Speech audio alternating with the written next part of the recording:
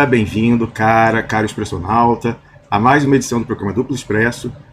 Nessa tarde, já é tarde, há 4 minutos já é tarde em Brasília, nessa tarde do dia 24 de novembro de 2020. Sou Romulo Maia, apresento o programa diretamente de Berna, a capital da Suíça.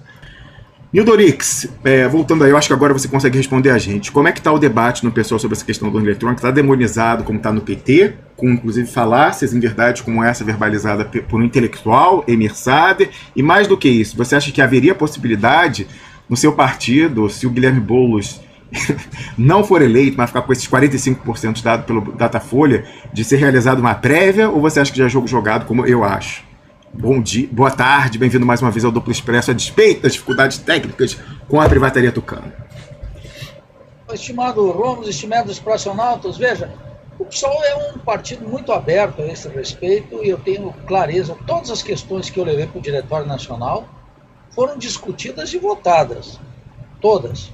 Inclusive a última, eu propus que as reuniões do Diretório Nacional do partido fossem reuniões abertas, abertas para todos os filiados. Isso foi a votos, não passou, mas o partido discute. Nesse aspecto não há nenhuma interdição. E tenho clareza que o pessoal tampouco tem uma interdição sobre debater o projeto do ex-senador Roberto Requião. Eu sou partidário disso há muito tempo. Eu vi esse processo na Venezuela, eu tenho clareza disso. E eu passei pela experiência do Proconsul de 82 no Rio de Janeiro. Então, eu não tenho... E eu também disputei 3 eleições para reitor aqui, na base do voto eletrônico, uma das quais não me convenceu até hoje. De tal maneira que a experiência é consolidada a esse respeito. E quando eu levar esse tema, o pessoal vai discutir isso como tem discutido todas as questões. No que diz respeito ao cenário eleitoral, há que entender 2 ou 3 considerações sobre o cenário eleitoral. As pessoas, e eu entendo que assim seja, as pessoas são muito tocadas pelo evento. Aconteceu tal coisa, um desastre aqui, um assassinato ali, uma eleição acolá. E isso toma a consciência das pessoas e elas, em princípio, se rendem aos fatos. E não fazem uma análise mais profunda do que de fato está acontecendo. A eleição de São Paulo, ela é, pela grandeza de São Paulo como estado e como município, uma eleição estratégica nas disputas de governo no país.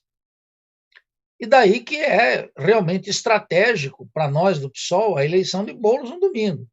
Agora, o que isso vai significar depende de uma trama muito maior do que o resultado eleitoral. E eu quero fazer aqui 2 ou 3 considerações. A primeira é essa.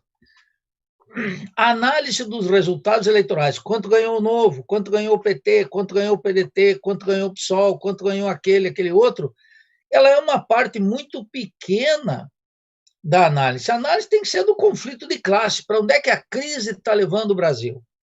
Essa é a questão. As eleições são um evento nessa estrutura, e é essa estrutura que merece a nossa atenção. Isso não significa menosprezar o processo eleitoral, mas significa o contrário, colocar o processo eleitoral com o seu devido peso. Veja, o caso de São Paulo é um caso muito especial que os brasileiros têm que prestar atenção. As grandes cidades brasileiras sempre vão reservar um espaço para a esquerda. O PT, Romo, ganhou 3 vezes a prefeitura de São Paulo.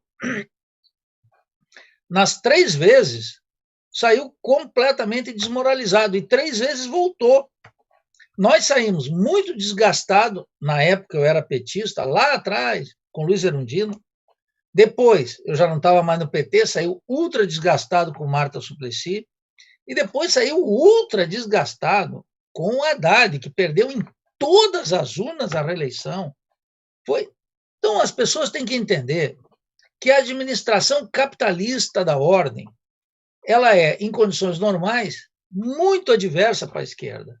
E, num processo de uma crise como a nossa, mais adversa ainda. Então, nós precisamos fazer uma análise qualitativa do que está efetivamente em jogo.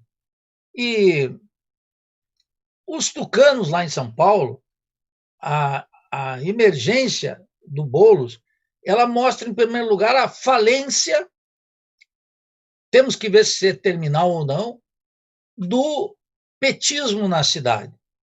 Porque o Gilmar Tato foi candidato por uma circunstância muito clara.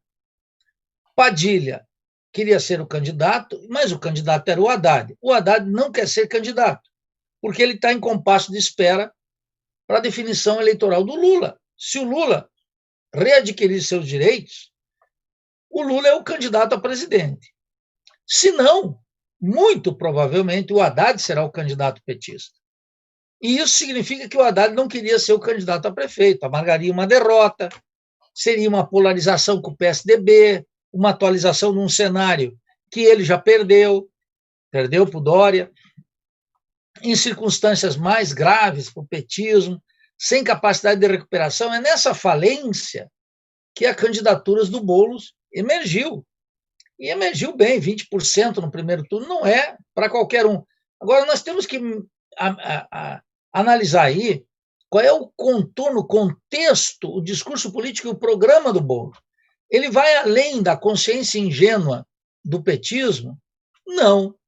Ele está muito além do Bruno Covas? Claro que sim. O Bruno Covas é o horror da administração tucana, que é a modernização capitalista sem concessão. Mas ambos estão, digamos, no terreno da perspectiva política, na ideia de que é possível atender os problemas de uma massa de população no coração operário do país com as políticas públicas limitadas à ação de uma prefeitura. Cada um com políticas públicas próprias. Não é islamismo, é igual no sentido em que ambos pensam que a transformação da ordem tem que ser feita sem uma ruptura com o sistema. Então, esse é o contexto da eleição de São Paulo. O Boulos ontem, no debate da Roda Viva, ele disse que vai manter os contratos com as OS, que era para nós, sempre foi um horror. Ele fez uma defesa não firme da lei de responsabilidade fiscal, ele defendeu o empreendedorismo periférico, enfim, um conjunto de medidas que fazem parte desse padrão de administração do liberalismo de esquerda, que tem força no Brasil. Tem força no Brasil por causa que a miséria é muito grande, porque os tucanos constituem uma força conservadora, reacionária, e aí se estabelece uma polarização que está ausente o tema da crise. A crise está dissipando a América Latina. Vejam, na Guatemala se queimou o Congresso Nacional. No Peru, a convulsão é tremenda. No Chile, e ontem eu disse aqui para o Rômulo, estimado expressional, quase o dia inteiro, falando com grandes analistas do Chile, do Peru, da Guatemala, amigos e analistas que eu tenho de toda a América Latina, e o cenário é gravíssimo. O Brasil está metido nesse cenário. As eleições municipais foram municipais e municipalizadas, razão pela qual a crise não foi tematizada. E se a crise não foi tematizada, é o que os prefeitos vão pegar. Agora, se você pegar as propostas de Marília Arraes para Recife, em grande medida de Manuela Dávila, em Porto Alegre, as de Boulos em São Paulo, a despeito das diferenças específicas que existem, elas estão no mesmo terreno político. E elas estão num terreno político que é disso que está se ensaiando no Brasil para as eleições presidenciais, que é a ideia de uma frente ampla, uma frente unida, uma frente de esquerda ampla, unida, com a ideia de polarizar com Bolsonaro. Faltam 2 anos, é um tempo muito longo, mas o contorno da crise indica que Bolsonaro pode chegar com força nessas eleições e que vai se formar um bloco, que é um bloco do liberalismo de direita, muito forte, com Dória, o DEM, Rodrigo Maia, etc. E vai se formar um espaço para um bloco de esquerda que vai ser disputado entre o Ciro e o Lula. Nesse contexto, para nós do PSOL, vai estar colocada uma decisão estratégica, creio eu, nas circunstâncias de hoje, hein? 24 de novembro de 2020. E quais seriam essas? Seria o fato de que, numa polarização tripartite como essa, nós podemos ter, num segundo turno, Bolsonaro, e, de outro lado, um liberalismo de direita, que pode ser ensaiado com Huck, etc., essas figuras nefastas que estão sendo discutidas aí, e se apresentar duas possibilidades: a ultradireita, encabeçada pelo proto-fascista e ultraliberalismo, e uma direita que é tão ultraliberal quanto o governo, fecham todos com Paulo Guedes, porém querem uma administração política da crise dentro do sistema. Se isso se configurar, nós podemos ter um segundo turno essas duas alternativas. E isso vai colocar, e acho, quero arriscar aqui, que o encontro entre Ciro e Lula, em que o Ciro declara antes de ontem, que não fizeram as pazes, mas estão discutindo, é claro que está de olho nesse cenário, o cenário de que nós não possamos ter uma alternativa liberal de esquerda no segundo turno. Você já imaginou ter que escolher entre Luciano Huck e Bolsonaro? Para amplos setores do eleitorado, não estou falando das classes sociais, do eleitorado, será terrível. Para amplos setores, o setor progressista, aquele do liberalismo de esquerda que eu caracterizo aqui.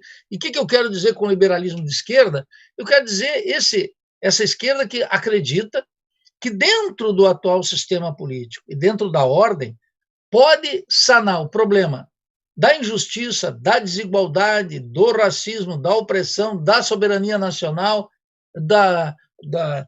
do Banco Central, das finanças, e enfrentar o tema da República Rentista. Olha, teve um dado aí, Romo, a Força Sindical e a CUT se reuniram essa semana para organizar uma agenda que é uma agenda em favor da burguesia industrial. Vejam, duas centrais sindicais muito importantes, que comandam milhões de trabalhadores, ainda que de maneira burocrática, ou até em alguns aspectos fisiológicos, mas tem entrada na classe operária. Esses setores estão discutindo política industrial. O que significa? Que não tem uma agenda própria. O que significa? Que estão apoiando aquela fração da burguesia industrial, que é essa mesmo que tem sido dizimada desde 94, com Cardoso, com Lula, com Dilma, com Temer, e agora, de maneira definitiva, com Paulo Guedes. Então, isso significa que está se ensaiando no movimento sindical, na consciência eleitoral, que é uma consciência ingênua, muito volátil, muito de acordo com as conjunturas, que são sempre passageiras, a ideia de que tem que ter uma frente de esquerda no Brasil. Qual seria a vantagem qualitativa dessa frente de esquerda? Se ela alterar um programa de ruptura econômica e política, uma política externa anti-imperialista, etc., ela poderia ser uma alternativa para ser discutida por todos nós. Mas como está andando o barco, eu tenho visto que é uma adaptação à ordem. É a ideia de que tem que existir, num sistema político em frangalhos, com tribunais em frangalhos, com corte em frangalhos, com todos os esquemas de corrupção que nós temos, a ideia de que essa república ainda assim é viável. E para Bolsonaro esse seria o melhor cenário, porque para Bolsonaro vai continuar existindo a polaridade entre o que ele chama de nova política, encabeçada por ele, e a velha política que vai reunir esses políticos vulgares que estão aí. Então, não é um cenário fácil, mas é um cenário que está ainda longe de ocorrer. O que mais me preocupa é que, na análise desse processo eleitoral, a crise não foi tematizada. E agora, abrem-se e fecham-se as urnas no domingo. Se faz o cálculo eleitoral. Quem ganhou e quem perdeu de maneira definitiva. E aí, na segunda e na terça-feira, a agenda passa para a mão de Rodrigo Maia e Paulo Guedes, que vão continuar tocando todas e cada uma dessas reformas que aprofundizam a dependência, que tiram a autonomia do Estado brasileiro, que fazem alterações tão profundas na ordem econômica, no Estado e na consciência da população, que tornam os processos eleitorais quase incapazes de tocar no nervo. As crises, Rômulo, que eu tenho observado tanto no Chile quanto na Guatemala quanto no Peru, mostram que tem uma agenda latino-americana que está oculta aqui no Brasil. Então, um problema é a baixa crença da maioria da população nos partidos. Ela se encanta eleitoralmente com um candidato. Mas veja que não é um fenômeno nacional, é um fenômeno localizado, dependendo das circunstâncias locais. Ela se encanta com uma ideia, mas o debate público eleitoral no Brasil é um debate muito rebaixado. Diferente dos anos 80, quero dizer aqui para os expressionautas, diferente dos anos 90, diferente do período anterior à ascensão de Lula ao governo, que era 2002, diferente da reeleição do Lula, diferente da eleição da Dilma, nós fomos sofrendo um rebaixamento da agenda. E em 2018, o protofascista Bolsonaro capturou esse momento e colocou a agenda da ultradireita no Brasil. Colocou a agenda da crise terminal do sistema político brasileiro. E, a despeito do... Porque o protofascista Bolsonaro, ele comenta todo dia que não tem corrupção, mas a corrupção segue solta no Brasil nas negociatas completas do Banco Central, do Ministério da Fazenda, estão todas aí, não foi tocado nos instrumentos. Ele desativou a Lava Jato. Ele está em acordos com a escória daquele covil de ladrões. Ele está compondo tudo que pode para chegar com força em 2022, desde que a agenda Paulo Guedes se mantenha, a despeito de 20% de desemprego, de uma queda vertiginosa dos salários, da internacionalização da economia, a desnacionalização de amplos setores, de os programas de infraestrutura que ele quer tocar, que transforma o Brasil definitivamente numa economia exportadora, em que o capital industrial não joga nenhum papel, um papel absolutamente marginal, que as multinacionais que estão desativando o parque das montadoras e buscando na Índia e na China alternativas muito mais viáveis do que aquelas que elas podem encontrar na América Latina, quer dizer, um aprofundamento da dependência que eu nunca vi em 40 anos de estudos sobre a nossa região. É a situação mais dramática do ponto de vista das forças produtivas e mais dramática do ponto de vista da política, porque a esquerda está em todo o continente desarmada, em todas as rebeliões. No Chile, nenhum candidato de esquerda era bem visto, nem os de direita, os partidos estavam completamente desacreditados. Não adianta o sujeito dizer que tem lá um candidato do Partido Comunista, de uma prefeitura local, não tem chance de chegar. Na Guatemala, a esquerda que emergiu da luta armada contra aquele terrorismo de Estado está dizimada, não tem autoridade para sair nas ruas. E a rebelião no Peru também. A norma é a redução da política moral, todos são corruptos, que se vaiam todos. Nos 3 casos que eu estou dando aqui, não existe um partido, um sindicato, uma vanguarda política. A explosão é espontânea, ela ocorre, há uma ira contra a ordem, e tudo indica que, nesses contextos, aqueles que podem capturar com mais eficácia essa ira popular, esse ódio de classe que começa cada vez a ter um perfil mais definido, é a direita, porque ela, tradicionalmente, não vamos esquecer, né?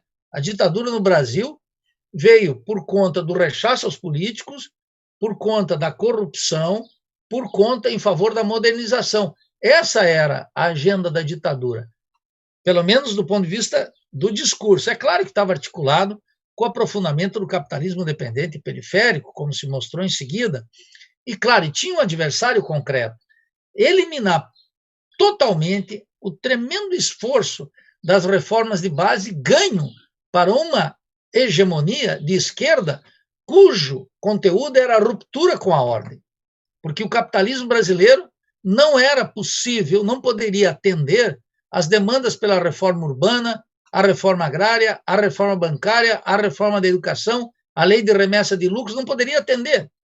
Nós estamos soltando em breve o livro do Alberto Muniz Bandeira, O Caminho da Revolução Brasileira. E qual era aquele livro que nós estamos soltando pela nossa coleção aqui do Instituto do IELA, pela editora Insular, é o livro que em 1962, junho de 1962, diz algo muito claro: não existe saída mais dentro da ordem. Bom, se a gente fizer um paralelo histórico, que é sempre muito importante, tem que ser feito com muito cuidado, a aposta do proto-fascista Bolsonaro é essa. Qual é? É criar uma situação em que, dentro da ordem, as reformas que ele propõe não são possíveis. E, portanto, ele vai tensionar na direção de um regime, que a gente chama de um Estado policial de alguma modalidade. Eu sempre penso na modalidade colombiana, porque é a mais eficaz em toda a América, que é praticar um terrorismo de Estado com todas as regras chamadas democráticas funcionando, quer dizer, imprensa livre, tribunais funcionando, eleições periódicas e vida impossível para os descontentes. Assassinatos sistemáticos, etc., em que um caso bárbaro como a da Marielle e Anderson pode não ser um episódio, pode ser uma constante. Então, a situação brasileira continua sendo muito grave e a crise econômica também não estou vendo uma saída com a eleição de John Biden. Os democratas lá não sabem praticar um keynesianismo muito distinto do que aquele que foi praticado pelo Trump, né, que produziu déficits sistemáticos, emissão de moeda gigantesca, e a economia capitalista não dá mostras de que pode sair do buraco. Num país periférico como o Brasil, e eu queria dar uma nota aqui, Romos, estimados expressionautas, por que está sendo mais grave no Brasil o impacto dessa crise, embora as explosões ocorram na Bolívia, no Equador, no Peru, na Guatemala? Porque o Brasil gozava, em termos relativos com os demais países, de uma vantagem de caráter industrial que em 1994 foi lentamente sendo dissipada. Se vocês pegarem a força industrial do México em 1988, ela era muito grande, mas no espaço de 6 anos, e sobretudo a partir do Tratado de Livre Comércio entre o México, Canadá e Estados Unidos, o setor industrial foi liquidado e entrou no México a indústria maquiladora. A indústria maquiladora é aquela indústria que vem tudo pronto e o país só arma, empacota e exporta. O México se transformou numa máquina exportadora gigantesca e uma dependência produtiva, científica e tecnológica igualmente arrasadora. No Brasil, o processo foi mais lento, não foi a partir da assinatura do Tratado de Livre Comércio. Foram nos 8 anos de Cardoso, nos 8 anos de Lula, nos 6 anos de Dilma, nos 2 anos e meio de Michel Temer, e agora encontrou uma aceleração final. Essa semana, no Jornalão Burguês, estava aí o Paulo Guedes dizendo que vai fazer um mínimo de política industrial. Na mesma semana que as centrais sindicais dizem que vão fazer um acordo com os capitalistas industriais para tentar recuperar alguma coisa.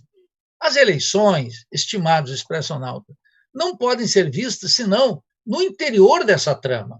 E quando a gente coloca essa trama, passa a ter exigências para o resultado eleitoral que vão muito além da luta pela justiça social, por exemplo, para a questão social, ou administração com transparência, ou o fim do toma lá da cá, ou administrar ouvindo o povo. Tudo isso é importante, mas é absolutamente insuficiente no contexto da crise. E nós não podemos perder esse referencial totalizante, porque é ele, em última instância, que define a política. Eu quero repetir.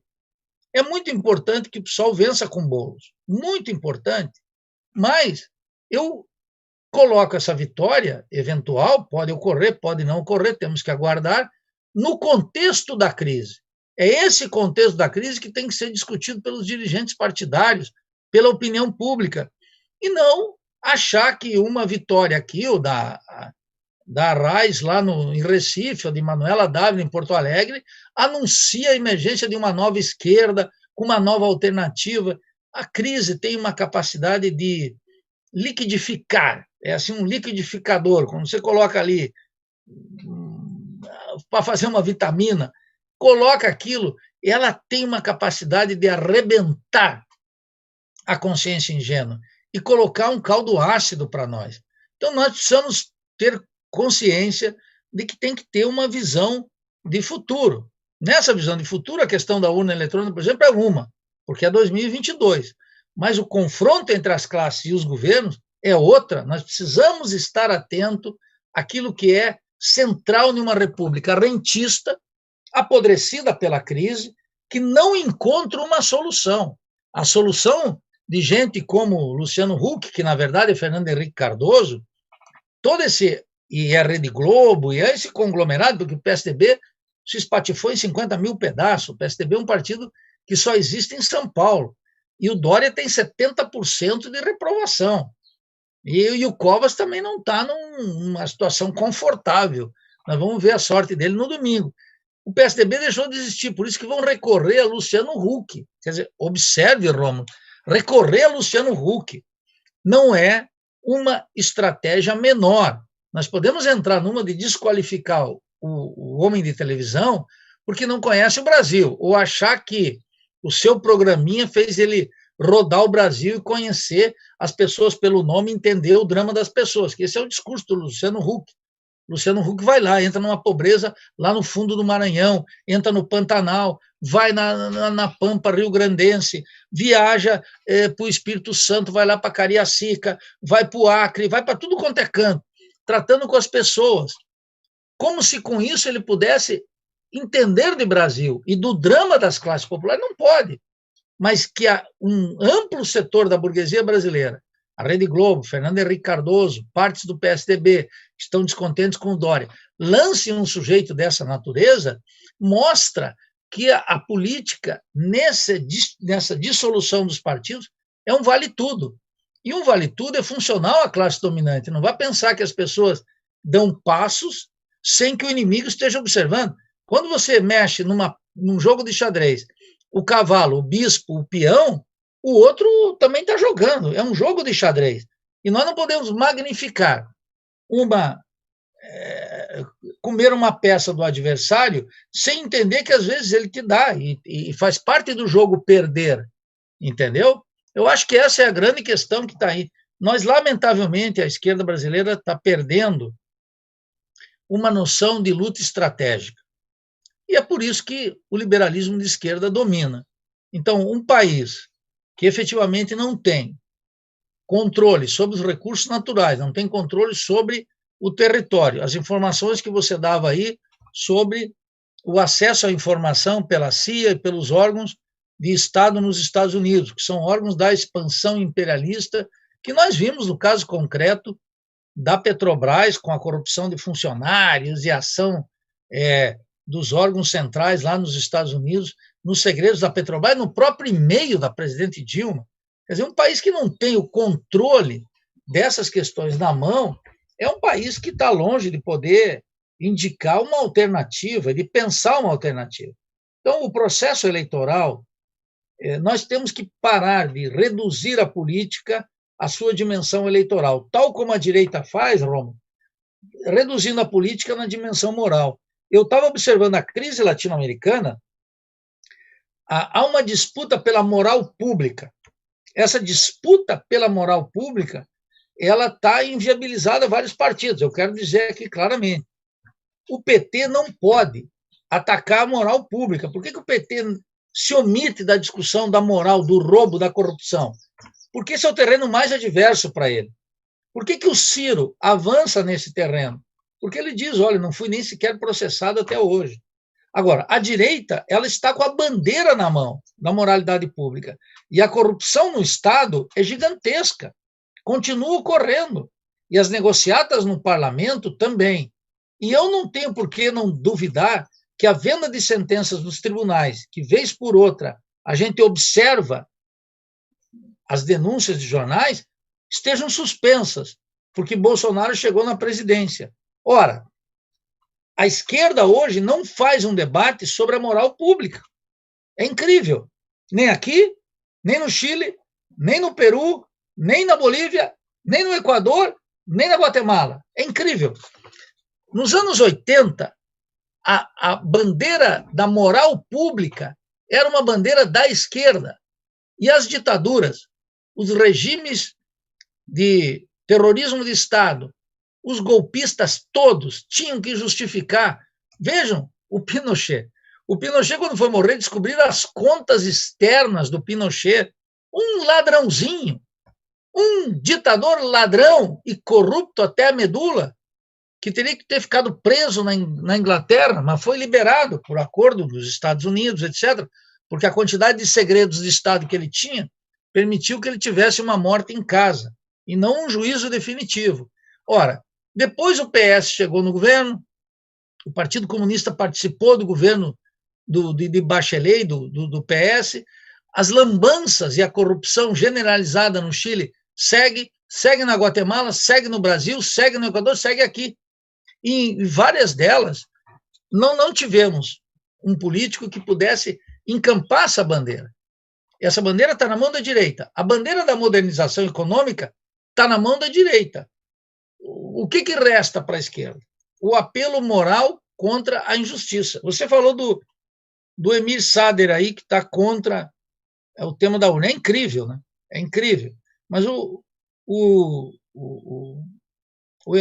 Emir, ele escreveu um livro nos anos 90, final dos anos 90, que precisamente definiu o que é ser esquerda. É lutar pela justiça social. Não, a esquerda tem que lutar pelo socialismo e pela Revolução Brasileira. E lá no Equador, pela Revolução Equatoriana. E na Bolívia, pela Revolução Boliviana. Nós temos que ter uma posição anticapitalista clara. Eu não me rendo a esses fatos, porque a alegria de hoje é a tristeza de amanhã. E nós temos que ter uma visão de futuro e, sobretudo, uma visão histórica. Então, uma esquerda que se define no terreno da justiça social é uma esquerda que não transcende o sistema capitalista. No momento em que a ofensiva ideológica do ultraliberalismo, seja pela via do empreendedorismo ou pela defesa em abstrata do capitalismo, como fazem os libertários nos Estados Unidos, ou o Paulo Guedes aqui, o Paulo Guedes briga contra os fatos todos os dias, Romo. Mas todos os dias ele diz: vai aumentar a taxa de investimento, nós estamos acabando com as restrições do Estado, nós estamos abrindo a economia, nós vamos dar um choque na área da energia, um choque na área do petróleo, um choque, todos os dias. Ele está numa toada que é um horizonte ideológico de alta voltagem. A justiça social não pode ser a limitação do discurso da esquerda. A esquerda tem que lutar pelo socialismo, a esquerda tem que lutar pela Revolução Brasileira. Ou me comprovem que dentro da ordem somos capazes de mudar. Eu queria te ouvir, Rômulo, mas veja, o expressionauta pode pensar aqui, e eu gostaria de fazer essa reflexão sempre com muito cuidado, como eu faço. Se vocês pegarem 14 anos de Lula e Dilma e de PT, quase 14, 13 anos, quase 14, 14 lá no Evo Morales, e nós observarmos que foi uma derrota histórica rotunda em quase todos os aspectos, a ressaca dessa derrota diante do nosso povo, as pessoas têm que parar para pensar. Uma coisa é um juiz que sobram os adjetivos para ele, Sérgio Moro, que perseguiu o Lula, que impediu o Lula de participar das últimas eleições, está mais do que claro. Agora, isso não elimina que o Lula dirigia um sistema político corrupto dos pés à cabeça, que a Dilma também, que Temer também, que Bolsonaro também. Esse é o ponto. É um sistema totalmente corrompido. Nós vamos deixar essa bandeira para quem? Para a direita? Para Bolsonaro em 2022? Nós vamos nos inscrever no resgate de um passado com o qual nós temos que ter uma ruptura, que nós temos que ter um tratamento crítico? Ou a gente faz isso, ou nós estamos condenados mais 50 anos aqui no Brasil.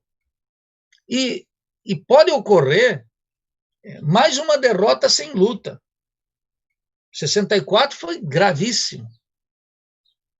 O impeachment da Dilma foi outro. Uma esquerda que perde sem luta, só no terreno eleitoral, é uma esquerda condenada. E é por isso que eu digo que essa hegemonia do liberalismo de esquerda, no Brasil, estimados expressionautas, ela tem essa limitação básica. Eu insisto no tema da crise, eu gostaria que vocês observassem. Não precisa acreditar no que eu estou dizendo aqui, Paulo, mas observem algo fundamental. Peguem o melhor analista que vocês consideram dessas eleições e vejam se ele tematizou a vitória, a derrota, quem ganhou, quem perdeu em termos de voto, no contexto de uma crise, dessa crise que está em curso. Verifiquem.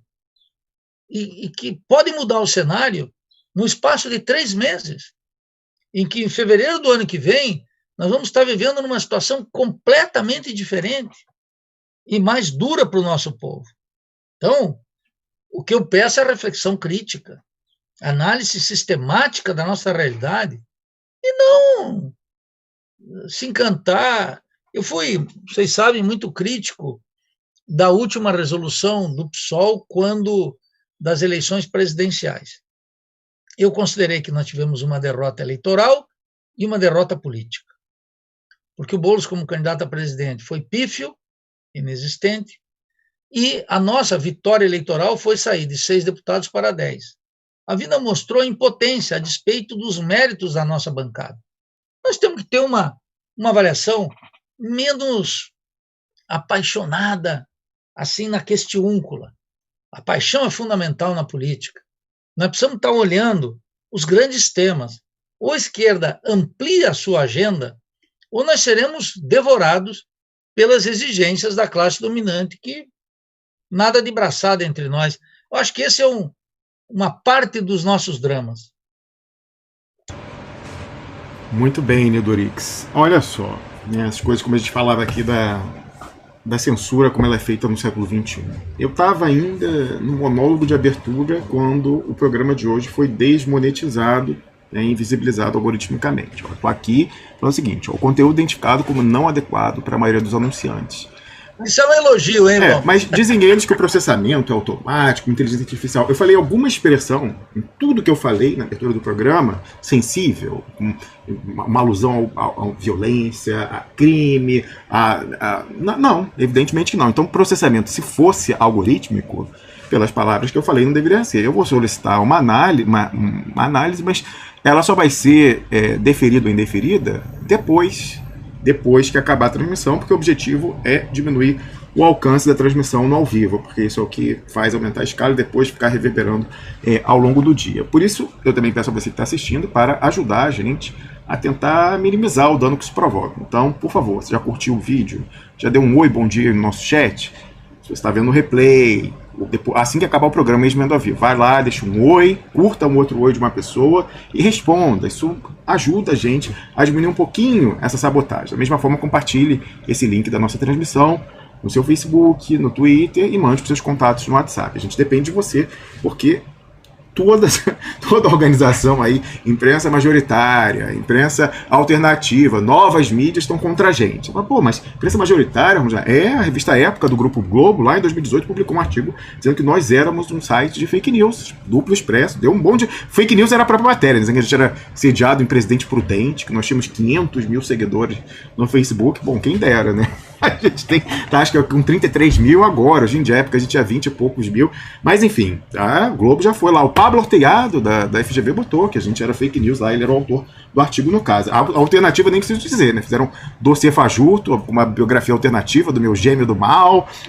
Fora isso, o pessoal mete o pau na gente, não consegue mais ignorar, né? Tem que reagir em alguma medida ao que a gente coloca aqui. E as do século XXI, estadunidenses, bom, há pouco tempo atrás, até junho desse ano, Nildo, associavam a gente ao Wesley Safadão para ele visibilizar no YouTube, o Facebook também, várias vezes, deixou a nossa página suspensa sem poder postar. Você sabe como é que é essa história, né? Então a gente depende do seu trabalho aí para construir a nossa massa crítica e tentar um pouquinho diminuir essa invisibilização que a gente sofre.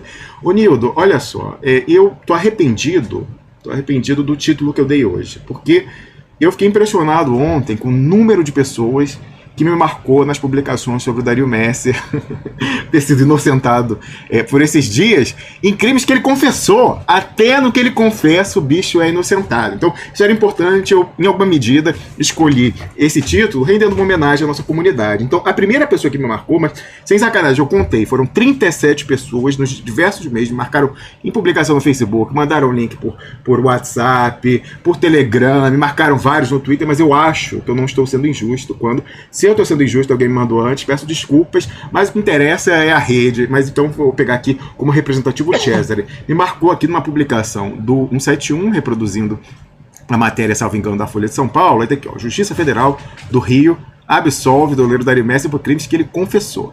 E aí o Cesare comentou o seguinte, ó, nada como ter um advogado milagreiro. É aquela questão ali, né, do sujeito lá no Rio que operava milagre, mas no caso do Dário Messer em particular, é bem acima no organograma, né? O que é? É a dossiecracia transnacional. E se você quiser entender quem são os amigos do Dário Messer, é porque é mais um CQD, em como queríamos demonstrar, do Duplo Expresso, que falou que Dário Messer nunca poderia ficar preso, sequer na alegada prisão domiciliar, em que sequer colocaram a tornozeleira eletrônica, né? Essa seria a auditoria, a auditoria da prisão domiciliar dele. Não, o Marcelo Bretas, que com ele foi uma mãe, né? Com o almirante Otton não, né? Botou 40 e tantos anos de cadeia, uma pessoa de quase 80, mas no Dário Messer falou, não, nem tornozeleira precisa e tal, uma maravilha. Aí era só, né? Mais uma vez, eu vou relembrar aqui desse fio do Twitter que a gente colocou lá em 20 de agosto, ainda mostrando o duelo Messer-Netanyahu, Trump e o establishment do Partido Democrata. E você vai ver quem tem amigos como ele tem, quem é um operativo da inteligência dos Estados Unidos e de Israel, não vai ficar preso na colônia, no Brasil, né? Nem tornozeleira vai usar. Então você fazendo essa análise, você chega, né, a um resultado mais provável que veio a se confirmar, então é mais um CQD. Mostrei aqui, né, uma matéria da imprensa paraguaia mainstream, falando que ele ia e voltava do Paraguai para o Brasil quando eu estava oficialmente foragido, e no Brasil era recebido pelo seu handler no Mossad, no interior de São Paulo, em pistas privadas, o senhor Nahum Turner, né, o handler dele no Mossad. A gente mostrou aqui como o irmão dele é o arrecadador, é o caixa de campanha da extrema-direita israelense e de Benjamin Netanyahu em particular, onde interessa, onde eles mais arrumam grana, que são os Estados Unidos, né? Então está aqui, né, inclusive merecendo um agradecimento pessoal de Ivanka Trump, na inauguração da Embaixada dos Estados Unidos em Jerusalém. O irmão do Dário Messer estava lá na inauguração e recebeu esse agradecimento pessoal da Ivanka Trump. E falou, mas então agora, né, que o trumpismo saiu, não, meu amigo. Esse esquema daí da extrema-direita israelense, ela está representada em ambos os partidos, né? A gente sabe que, e porque está plenamente identificado com os interesses do complexo industrial militar dos Estados Unidos. Então, isso confirma, né, olhando isso aqui, aliás, olhando esse último resultado, mais recente, né, dele ser absolvido Dário Messer ser absolvido até por aquilo que ele confessara, você vê que quando você costuma apostar no que é mais provável e seguindo aquela máxima, Nilo, de que a banca sempre ganha, você tende a acertar isso sendo diferente. Aliás, tem se comentado aí que o Trump teria dado a primeira piscada, né, começou lá o procedimento para a transição administrativa, dando a dotação orçamentária para o gabinete de transmissão para Joe Biden. Isso também vem a confirmar, a gente foi olhando, né, a questão do que era levantado pela equipe de defesa, tem gente que ainda acha que a tal da advogada lá, Sidney Powell, vai vir com uma bomba, alguma coisa assim, mas semanas atrás aqui, eu publiquei um texto e numa sexta-feira bati com o Piero Laner, ele concordou com a análise, que era o seguinte: tendo havido fraude, eu não sei se houve ou não houve, né? Não, quer dizer, eu sei que houve fraude. Aliás, já provaram, morto votando, pessoa em outro estado votando, chegava para votar, dizer que não estava votado. Agora, se isso foi significativo para alterar o resultado, o discurso oficial é que não, eu nunca saberei se sim ou se não. Agora, o que a gente coloca como mais provável, que tende a se conformar à luz dessa piscada que o Trump deu ontem, é o seguinte: ficar como discurso oficial, majoritário, tido como verdade, produzindo impacto na realidade, que a eleição nos Estados Unidos, na sede do imperialismo, foi fraudada ao ponto de virar um resultado e, em se comprovando isso, desvirar, seria tão problemático internamente, acabando com o Deep State, porque afinal o Trump acusava todo o tempo o Deep State de querer roubar a eleição dele. Se ele conseguisse desvirar, falou, olha, eles deram, tá aqui a prova e tal, e eu demonstrei e tal. Acabou o Deep State. E internamente a gente sabe que isso é quase impossível. Externamente, todo o poder desenvolvido pelo imperialismo ao longo de décadas, de poder ser o certificador de quais eleições foram legítimas e ilegítimas, e olha como isso é importante para as campanhas de desestabilização, mundo afora. Vimos a eleição ainda agora na Bielorrússia, antes, Venezuela, Bolívia e tal. Então, ou é a NED, National Endowment for Democracy, Carter Center e tal, que moral eles iam ter depois disso para fazer que crítica que fosse, que ressalva que fosse a qualquer processo eleitoral do mundo. Então era tão problemático para a máquina do imperialismo que a gente falou, olha, a tendência, como a banca sempre ganha, por mais que tenha havido fraude, se se ela teve escala, então entupar, né? Então vamos ver aí como é que vai ser o acordo. Eu acho que vão chegar no meio termo, ninguém ganha todo, ninguém perde todo, mas o Trump tinha facas no pescoço, não tinha? Lá a história dos processos e tal, eu acho que eles já chegaram, ou estão chegando, estão conversando, e vão chegar a um acordo com que todos podem sobreviver. Ninguém vai ganhar de todo, mas o Trump vai ficar com alguma coisa, o pessoal fica com alguma coisa e tal, mas eles dão uma piscada. Então, o pessoal aí que estava alimentando alguma expectativa de, no mínimo, a gente sabe, todos nós temos desprezo por diversas posições de Donald Trump, mas a instabilidade que ele trazia, as contradições que ele trazia ao imperialismo eram interessantes, elas deixam de existir, passa a haver uma coesão na administração americana que não houve durante esses 4 anos. Olha como eles ficaram preocupados em questões internas, Nildo, negócio de impeachment, Russiagate e tal. Isso é uma medida, óbvio, que não resolveu. A gente teve aí coisa lá, tentativa de invasão da Venezuela, aquela coisa meio ridícula, né, pela sua escala, e como foi facilmente lá vencida por pescadores e tal. Então, obviamente que a gente continuou tendo algumas desestabilizações, foi nesse contexto, ainda que teve a questão na Bolívia também, mas eu imagino que se houvesse uma coesão completa no imperialismo, teria sido pior, mais potente, né? A política do imperialismo não altera para as colônias. Agora, a capacidade, a coesão, aí sim a gente pode ver. Eu acho que a coesão vai aumentar. Inclusive, já com o indicado, né, para secretário de Estado pelo Biden, que foi responsável pelos desastres da Líbia, né, o desastre da destruição da Síria. Então, eu mais uma vez, aí olhando a ficha corrida do sujeito que vai ser secretário de Estado, em Lorix, lamento aquela fala do ex-presidente Lula dizendo que com a vitória de Biden o mundo respira aliviado. E eu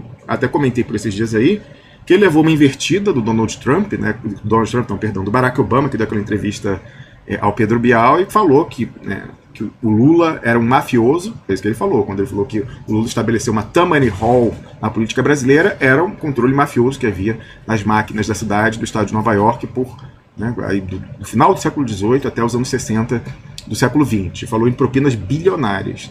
Tudo isso não é verdade, né? As propinas que houve não eram bilionárias, e até aqui ninguém mostrou que havia propina para o Lula. Mais do que isso, esse discurso de Tammany Hall seria comprar pelo valor de face, a história lá do mensalão que comprava e tal, não sei o quê. Nós discordamos disso. Ali era questão de financiamento de campanha. Agora, foi merecida, fez por onde? Aquela máxima aí, Nildo, de quem abaixa muito, acaba mostrando a bunda. Então, foi fazer essa gracinha de mundo respira aliviado, levou um toco, né, do Obama, que foi feio, e mostraram até assim, uma desorientação da Gleisi Hoffmann, que naquele momento ali da eleição, esse print eu achei interessante, comparando a mudança 180 em coisa de 10 dias. Então, logo que teve a eleição nos Estados Unidos, a Gleisi Hoffmann botou uma foto do Lula com o Obama no salão oval da Casa Branca, aquele lugar que eles recebem, né, com aquela cadeira lado a lado. A Gleisi botou saudades, né, do tempo em que os Estados Unidos e o Brasil tinham lideranças respeitadas internacionalmente e tal. Aí depois que o Obama deu essa porrada, aí ela foi e botou: o Obama tem que esclarecer, ele estava por trás do golpe no Brasil e tal, e blá blá blá. Não tem como conciliar uma coisa com a outra, né? Mas enfim, é lamentável, né, para dizer o mínimo, esse pronunciamento, quando eu acho que, no mínimo, né, se fosse o caso de haver um pronunciamento sobre o resultado da eleição americana, seria fazer um parabéns protocolar. Não me consta que a liderança de oposição devesse fazer isso. O que se faz, como praxe, é o chefe de governo, chefe de Estado do país. Agora, se fosse para fazer, era isso. Agora, ter esse juízo de valor, e mais do que isso, querer extrapolar para a realidade interna, operar isso discursivamente para sua base, falando: começou lá, agora é aqui, eu sou o representante do vencedor lá aqui, tomou um toco merecido. E você vê, o Ciro Gomes, que fez aquele telegrama, que era o equivalente a uma Cleópatra enrolada num tapete, nua, se oferecendo para o César de turno, esse nem mereceu um pronunciamento de tão irrelevante que é aos olhos do imperialismo, né? Então, se fosse ele abrir os olhos que Mangueira era Unger, por mais que tenha interlocução, não garante a unção pelo imperialismo, Nigorix. Não, Romo, você colocou, eu quero comentar duas coisas aqui que me parecem relevantes. Uma tem a ver com o Dário Messer. Por que esse sujeito é intocável? Eu já discuti aqui em programas anteriores uma economia política da corrupção e das finanças. Por que Dário Messer ficou oculto durante tanto tempo? Porque num sistema como o nosso, historicamente, mas ainda mais na sua fase rentística, os segredos guardados pelo presidente do Banco Central são absolutamente indispensáveis para a sorte da República Rentista. E, de outro lado, um doleiro como Dário Messer é fundamental, Porque ele tem a ficha de pessoas físicas e pessoas jurídicas. E não são de pouca monta. E são pessoas estratégicas. Ora, o mundo de quem maneja dólar no Brasil é um mundo muito pequenininho. A imensa maioria da população está fora disso. Os partidos políticos, Rômulo, eles respeitam, é impressionante, eles respeitam o mundo das finanças. Eu sempre uso como exemplo uma crítica que Engels fez à Comuna de Paris, dizendo que ela fez tudo certo, exceto ter parado diante do Banco da França, que ela devia ter avançado. E como ela não avançou, eles foram massacrados depois. Dário Messer é o doleiro dos doleiros, como vocês aqui no DE classificaram acertadamente essa figura. E essa figura é chave estratégica no mundo da corrupção brasileira. Se ele for preso, naturalmente que ele tem dossiês espalhados em vários cantos, ele sabe se proteger muito mais do que qualquer um de nós. E ele compromete figuras dos tribunais, figuras do chamado poder político, empresariais, ele afunda a República. Então, ele é um homem que não pode ser liquidado. Ele não é um Roberto Jefferson. Ele é um homem que opera as entranhas do sistema. Não é um funcionáriozinho, um deputado de quinta como Roberto Jefferson, que pôde fazer algum dano na República e depois chafurdar na própria podridão. Que o Dário Messer é o contrário. Os homens das finanças são intocáveis desde o século XII no sistema atual, ainda durante a Idade Média europeia, e continuam sendo intocáveis. Intocáveis dentro do atual sistema político. Os banqueiros são intocáveis dentro do atual sistema político. Não quando os grandes massas entram e promovem uma ruptura. Aí haverá negociação? Claro que sim. Mas em termos em que as classes subalternas podem negociar algo. Hoje, todo o liberalismo de esquerda atua dentro das regras do sistema financeiro e dentro das regras da República Rentista, de tal maneira que o capital industrial, os capitalistas do campo, o capital agrário, os capitalistas comerciais, numa economia internacionalizada, necessitam dólares como eu necessito de ar. E é por isso que eles algo conseguem no Banco Central e muito conseguem nos esquemas da corrupção. E aí que entra um Dário Messer. Tu tem que explicar o Dário Messer nesse contexto. Então, uma figura como essa, eu acho adequado que vocês, aqui no Duplo Expresso, tu toque nisso, Ron. Porque, evidentemente, é uma figura chave da articulação rentística no Brasil. Esse novo sistema não funciona senão assim.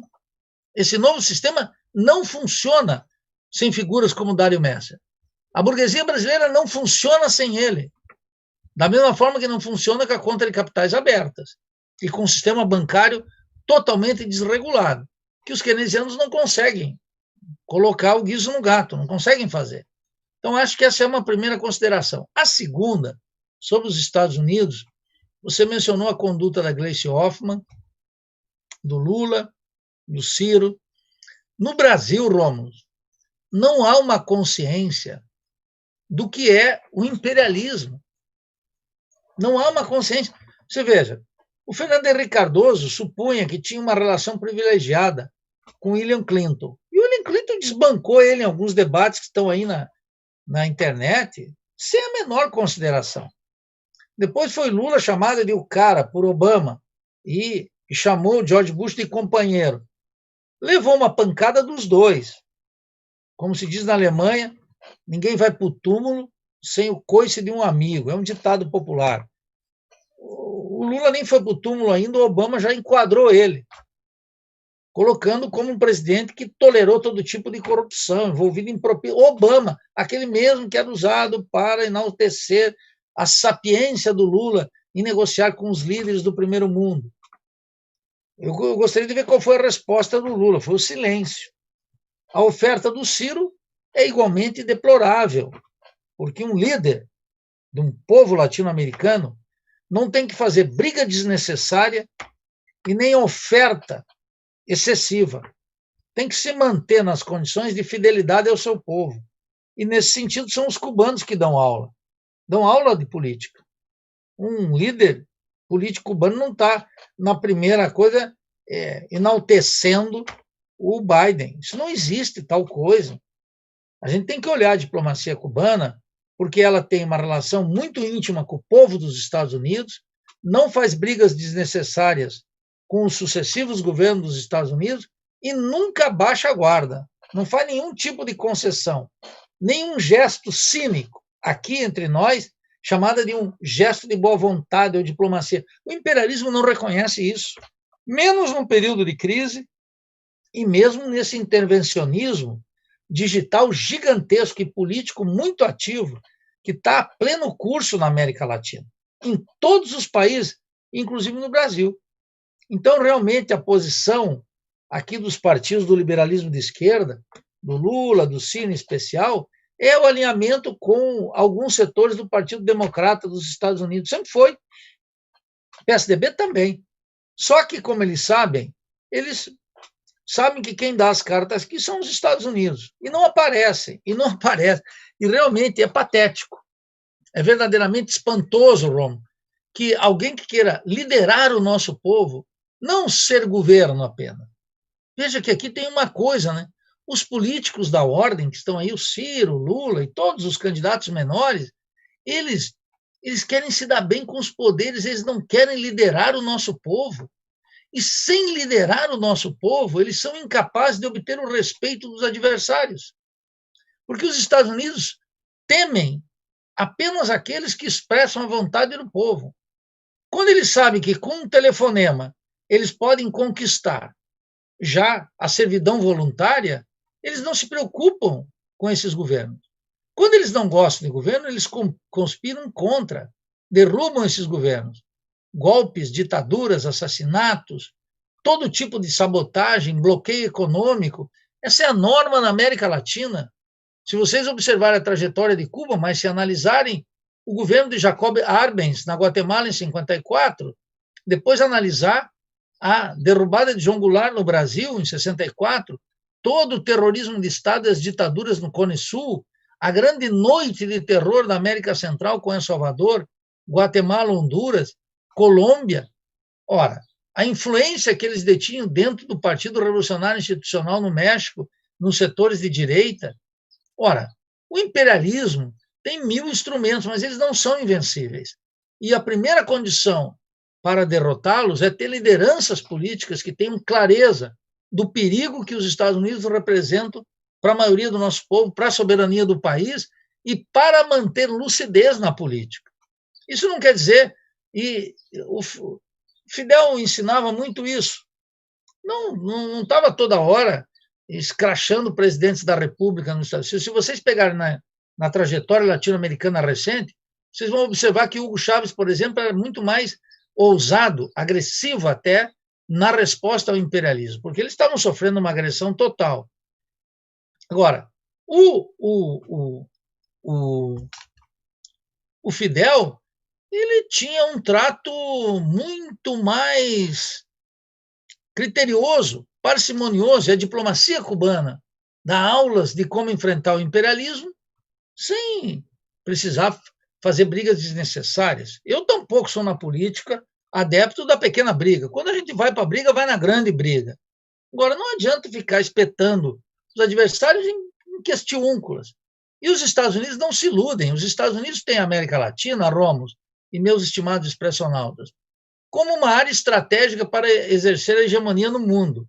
Uma fonte inesgotável de força de trabalho disciplinada, migrante e superexplorada aqui dentro, uma abundância de matérias-primas que vão do lítio à água, que nós dispomos aqui, do lítio boliviano ou do aquífero Guarani, e que exporta, através de mercadorias de soja, uma água gigantesca, a uma área importante do ponto de vista de base militar.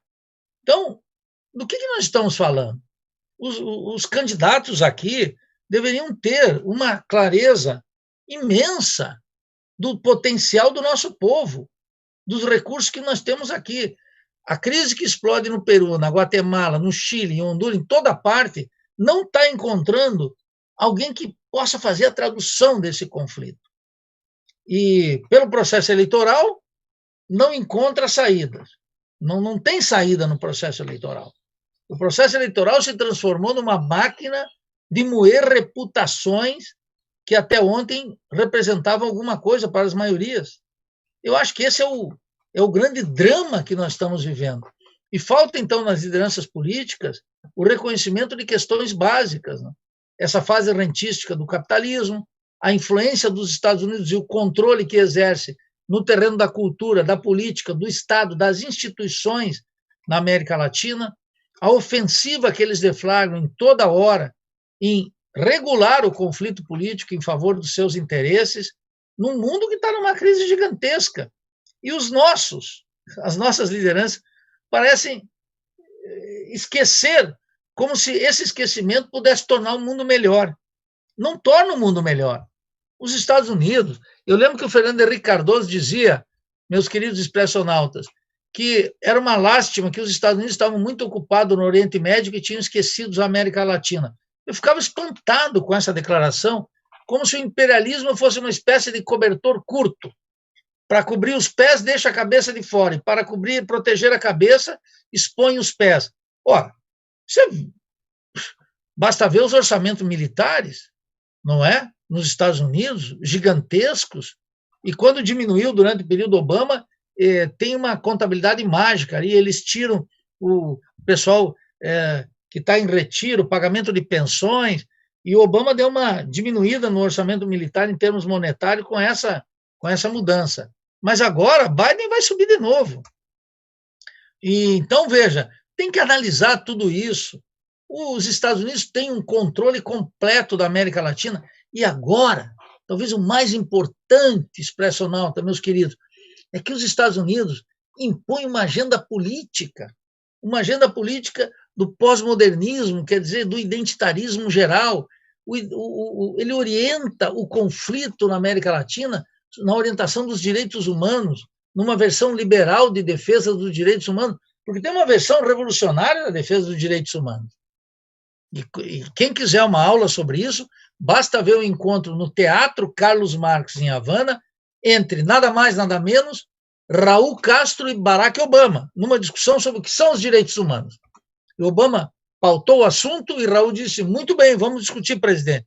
E colocou a visão revolucionária contra a visão liberal. E começou a espetar Obama, com a quantidade de gente que mora nas ruas, que estão sem casa, que perdem as casas, e aí começou a discutir a concepção mais abrangente de direitos humanos, e Obama teve que calar, cada um sai com a sua versão. Só que nós temos que ter a nossa agenda. A nossa agenda é a agenda da Revolução Brasileira. Como a dos chilenos, deve ser a agenda da Revolução Chilena. Como os guatemaltecos da Revolução Guatemalteca, dos mexicanos da Revolução Mexicana. Então, nós precisamos ter essa agenda nossa, que não pode ser determinada pelas ONGs, pela indústria cultural, pelo Partido Democrata ou Republicano nos Estados Unidos. A política aqui no Brasil, meus camaradas, está cada vez mais assemelhada às festas e às convenções do Partido Democrata e do Partido Republicano. A estética, o sentido, a propaganda e, sobretudo, essa coisa de não tocar no essencial. Num debate público, veja o empobrecimento da política brasileira, não tem mais o comício, não tem mais atividade de rua, os partidos têm uma prática muito empobrecida no geral, e, além disso, os debates são dirigidos pelos meios de comunicações. Não é dirigido pelo próprio partido, que diz, olha, eu quero pautar tais e tais assuntos que não estão sendo discutidos. E fazer sua propaganda eleitoral, inclusive, em cima disso. Então, é uma situação muito drástica nossa, Roma. Mas eu quero dizer aqui, eu não poderia me estender mais do que do tempo que estive aqui, mas eu quero dizer que quando eu faço esse diagnóstico, Romo, eu não faço um diagnóstico para colocar o povo para baixo. Não. O diagnóstico sombrio, orientado por um certo ceticismo, ele está pretendendo buscar uma lucidez que nós não temos. E eu não estou aqui para fazer, no Duplo Expresso, ocupar o tempo dos expressionautas com dourar a pílula. Nós temos que ter uma análise muito sóbria, e eu diria, inclusive, muito fria da situação. Outra coisa, se nós vamos ter força para mudá-la. Mas se nós não tivermos um diagnóstico firme sobre essas coisas, né, elementares, veja como o Rômulo, o Dário Messer saiu de circulação. Você disse que você pautou errado. Eu diria, não pautou errado. Eu acho que pautou corretamente. Por quê? Porque um caso como esse, que é o núcleo da corrupção brasileira, saiu do debate. Mas ele é um núcleo. O núcleo da corrupção brasileira não está naquilo que a Rede Globo vai expor, o caso do Rio de Janeiro, do secretário de Saúde, que estava roubando na contratação de equipamentos de proteção individual durante a pandemia. Aquilo é uma corrupção nefasta, odiosa, que deve merecer toda a punição. Mas não é ela o centro. O centro é essa que o Dário Messer controla. É essa que está em curso, é essa que é invisível, é essa que os meios de comunicação ocultam, porque a imprensa está aqui para... a imprensa teme, é o que eu digo sempre, ela teme a opinião pública bem informada. Por isso que muita gente acha que os temas aqui do Duplo Expresso é herege. Eu gosto desses temas herege. E nós temos que colocá-lo na plenitude da trama política, dessa totalidade que nos envolve. E eu acho que isso é fundamental. Vida longa para o Duplo Expresso. Tem que manter os temas desagradáveis, tem que tocar nos pontos. Eu sei, cada um tem seu jeito de fazê-lo, mas nós precisamos discutir isso. Nós estamos com uma agenda muito ruim, muito limitada. Eu não me iludo com os resultados eleitorais, não me apavoro, não fico angustiado. Nós temos que analisar e ver quais são as alternativas aí na frente. Não alternativas de 2022. 2022, eu já canto a bola aqui. Estará toda a agenda do liberalismo de esquerda discutindo uma frente de esquerda. Com programa? Não. Com bordão. Contra o neoliberalismo, nada mais. Ou seja, mude tudo, para que tudo fique exatamente como está. Mas nós vamos seguir adiante na crítica, na análise, discutindo aqui em todos os locais a sorte do nosso povo, a sorte do nosso país e a sorte da Revolução Brasileira. Foi um prazer, Rômulo. Muito bem. Um grande abraço a você e a todos os que nos escutam aqui, os pressionautas, meu abraço, minha saudação.